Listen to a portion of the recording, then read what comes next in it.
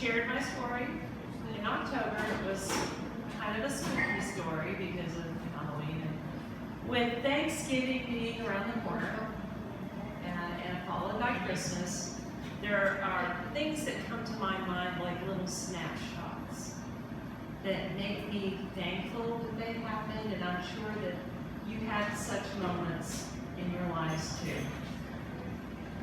One of these moments was with my grandfather on my mother's side. And he was an architect in Quebec City, and they lived in the city on the second floor of an apartment building that had 3 floors, beautiful tall ceilings, very quaint, kind of a narrow place, not very big, 2 bedrooms.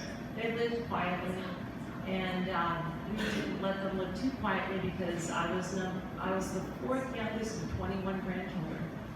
21. Big families up in Quebec, right? So I didn't speak a whole lot of French, being the youngest of my family. My sister, she still speaks fluent French. Un petit peu, I speak a little bit of French.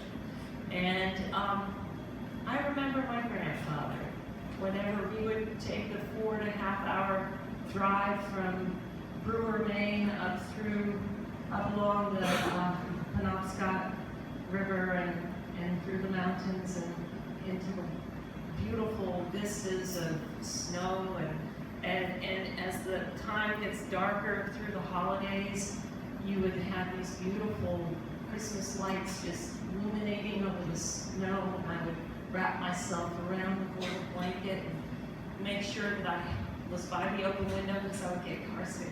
And Dad's smoking his cigar and I'd get car sick. And I'd be by the open window wrapped up because it was cold. It's cold in Maine and Quebec. I don't know if you know this or not.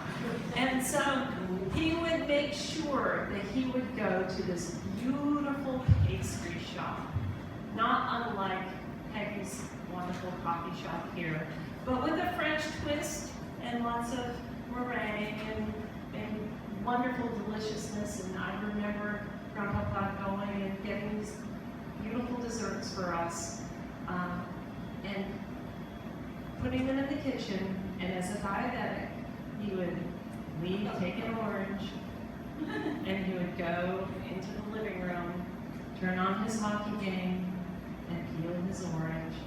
And after I finished eating that wonderful deliciousness that I no longer eat anymore, I would nestle into his lap and just snuggle. And I didn't understand everything he said, but he would draw little pictures, and that's just a snapshot of what love means to me. And I'm so thankful for one of those snapshots. I'm going to share another snapshot too, because the next few years later, he did pass away. I was able to be there, and I was 12 years old. It was the first funeral that I'd ever been to. That's also a snapshot. So there are happy snapshots and there are sad snapshots, but that's what makes life. And as we grow older, we appreciate all of them and put them together in a little album of our heart and hold tight to them because it makes us who we are. The next one is a little bit closer, and it's about my mom, who I took care of with my family, and I took care of her in our home for the last 6 years of her life. And we didn't know what was wrong with her. She was just losing weight and in constant pain, and they said it was this, and they said it was that. And one day in October, and I'm not going to be too sad because there's always a little bittersweet in everything, she looked at me with eyes that were just like a child's eyes. And she said, "Why am I still here? I'm in so much pain. Why can't I just go home?" And I said, "Mama, I don't know." That day we prayed. We prayed that God would reveal the root of the problem.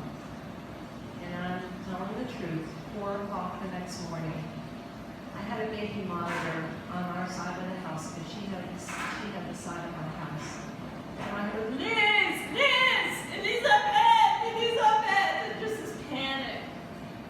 And I got to her room, and her thigh, which would probably be about this big, looked like a football was in it. And her femur had just split, just turning in bed. And she was ridden with cancer, and they had to find it. Or they just her deny because she only had one type of insurance. So we found out what was wrong with her. She had had cancer that had metastasized to her bones. And through the next that was October, through the next 4 months, we had the most beautiful holiday season, celebrating Mama. Her alertness came back. It was a gift from God. We shared stories. We laughed. I had my sisters and my nieces, and my brother came, and we had a time to reconcile and just to be wonderful together. And she would have her wits about her, and it was a gift. And for that, through that holiday season, 6 years ago now, I'm so very thankful. And one of the reasons why I shared these stories is for you to remember not to be too busy to make those snapshots.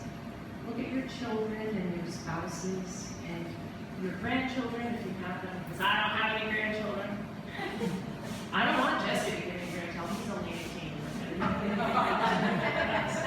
Two older ones, But anyway, just take a minute to really be thankful for the people around you. I'm thankful for my friends, the ones here, and the ones I'm getting to know. And I'm thankful for the gift of words that I have been able to share with children all over the place, and now with you. So I hope I haven't made you too sad. Look for those illuminating lights on the snow.